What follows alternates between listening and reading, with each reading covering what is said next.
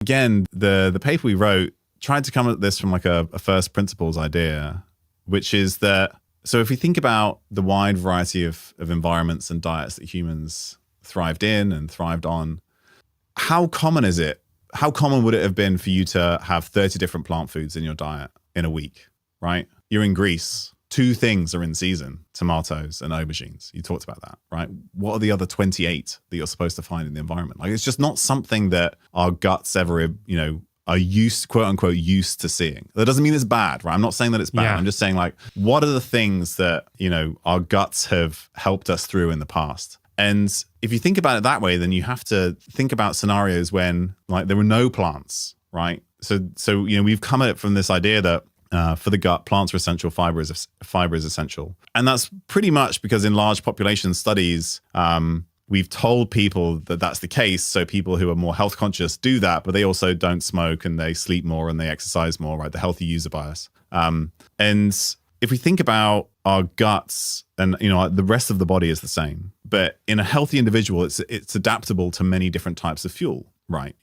Is it blood glucose or is it fat or is it ketones, right? These different sources of energy that you can use that you need to run your heart or your muscles or your brain.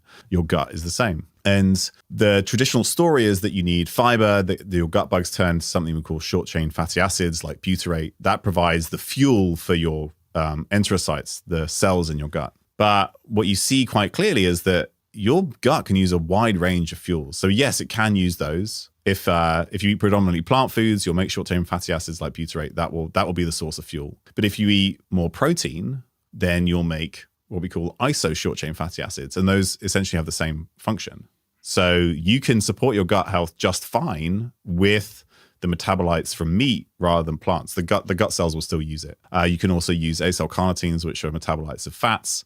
Or if you're on a ketogenic diet, it doesn't come from inside the gut like those other things do from the gut bugs. It can come from the blood. So you can take the cells in the gut can take ketones from the blood if you're fasting or fasted because there's no food available, right? If there's no food available, your gut still has to be able to survive. It can't just like give up and stop working, right? Because as soon as you get food, it needs to function. So then if you're, for whatever reason, don't have access to food, your body makes a bunch of ketone bodies and the gut can use those for energy as well. So the gut is incredibly metabolically flexible based on the systemic health of the body and physiology of the body. So what I think we've seen in a lot of studies around the gut is that something that affects systemic physiology affects the gut. And then that affects the types of microbes that get selected for within the gut. Let's just back up. Systemic physiology, how would you say that in layman's terms? So basically your general health, right? So you do something that's affecting your general overall health. Yes. That's then affecting the health of your gut. Yes. And then you're measuring bugs in there and we're drawing conclusions from that. Exactly. And it goes in both ways. So we know that the bugs in your gut can affect your body, but it really seems like what's happening in your body elsewhere, and that can happen with changes in sleep or diet or physical activity, right? So when you exercise, that affects your general health. It affects what happens in your heart and your blood vessels and your muscles.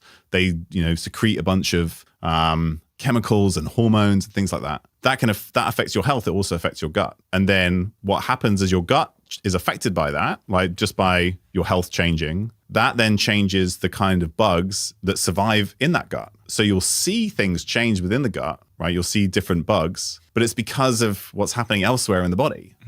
So I think we've ascribed too much to the bugs that we measure. And it's also the bugs we can measure. Yeah. There's a whole bunch of stuff that we're just not able to measure. And this has been another problem with studying the gut microbiome, is that historically we've used a cheaper measure called looking at something called 16S RNA. And when I've talked about this previously, the level of information it gives you is, it's like if you think about the lineage of dogs, right? They're in animals and then canines and then the sort of the house dog, the dogs that we have at home. So a 16S RNA can tell you this is a dog rather than a cat, but it can't tell you whether it's a French bulldog or a Doberman, right? Which are vastly different dogs. And it's the same thing with gut bugs. So it might tell you, yes, I think I have an idea what this bug is, but it tells you nothing about its specific functions. And a lot more about what's happening in the gut is based on the function of the bug rather than what the bug is. And so vastly different bugs can have the same function, but you might just focus on one that has a specific function and think we need this, when actually something else entirely could take that function. So the information that we have is incomplete. I